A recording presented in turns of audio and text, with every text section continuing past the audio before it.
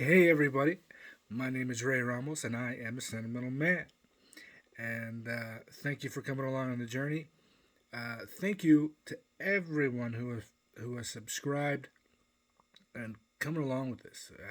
We've been going about a month and a half now, a little over, and we've already up to 50. And that's way beyond. I think we're seven shy. That's way beyond what I thought this channel would be doing. And I'm very humbled by the support. I hope you guys continue to be involved and commenting because it lets me know how well I'm doing, that you guys like what's going on. And so far, I think you guys are. And I'm very humbled and appreciative. Now, as you can see, we're not outside today. And that's because the weather is crappy. And I didn't have a chance to do a video earlier in the week. And weather's going to be crappy tomorrow. And I've committed to you guys to get a video out every Saturday. And so I'll keep trying to do that. So, what we're going to be doing is we're going to be going into a series about the history of tobacco. Now, I was hoping to smoke this outside. This is a clay pipe. I believe it's from Old German Clay Company. I can't remember. I think that's the name of the company. But the clay pipes were introduced somewhere around the 16th century, and I thought it was very appropriate. And this is the best representative of a historical type pipe that I have. And these are mass produced. I think I got these at cigarsandpipes.com. I think this cost me like $12 or something like that. It's got a design of a guy on a horse right here on this side. What looks like a shepherd. I don't know if you can see that. A shepherd with a staff. Maybe like a little Egyptian guy. Looks like he's got a tall hat. But as I said, these started being produced around the 16th century in Europe, and that's coming down the road. We'll get into that stuff. But first, let's go into where tobacco originated. So, tobacco is indigenous to North and South America, and the first peoples, or at least that archaeologists can tell, that started using it and recording the use of it were the Mayans. And first of all, I'd love to be a fly on the wall to like the first Mayan dude or female who decided to use the plant. I mean, I don't know, they were sitting on a rock or something after they did some kind of crazy astrological or engineering feat and just kind of sitting there on their lunch break and be like, hey man, that's a weird looking plant. Let's smoke it. See what happens. I mean, how these things come into existence is beyond me.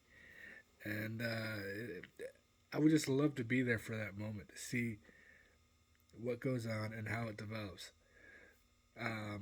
Now, I will say that the Mayans, as well as later on down the road, uh, North American indigenous peoples that traditionally been called Native Americans. I call them indigenous peoples because that's who they are. Um, they all use them for spiritual and medicinal purposes. Um, the North American indigenous people, they would also use it to show gratitude. Um, they would offer tobacco to an animal they had just hunted and killed for food or clothing, and thanking that animal. They would offer it as gifts. I'm not sure with the Mayans how they approach things other than religious and medicinal purposes, and all sorts of different practices for that. In the Mayan culture, they would use it for like asthma, stomach aches, fever, depression, just much any ailment that they had at the time, I believe. Um, Now, the consumption of tobacco is believed to. If you see me start looking over here, I got my notes. That's why I'm doing that. So the consumption of tobacco is believed to be around circa 1 BC. The cultivation of it was believed to have started around 6,000 BC. 6,000. Hopefully, I said that 6,000 where you can understand it. This is like the third take, and each time I said 16,000 or it sounded like that. Anyway, so around 6,000 BC, and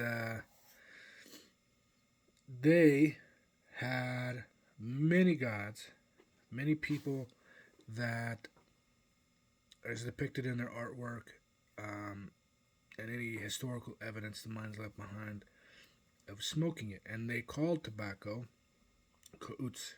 I believe, obviously, I don't know how to speak Mayan. I hope I did the Mayan language justice. That was their word for tobacco that I could see. And they had many gods. The god believed to be responsible for tobacco was God El, and he had many names connected to him. The most the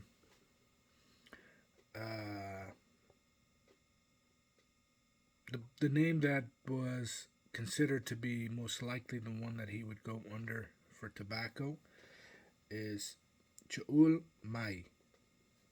Believe that's it. And that was God of tobacco. I forget the man, I'm horrible at writing notes.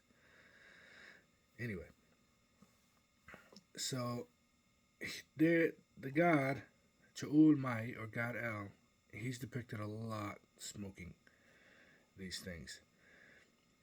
And it's really interesting to me how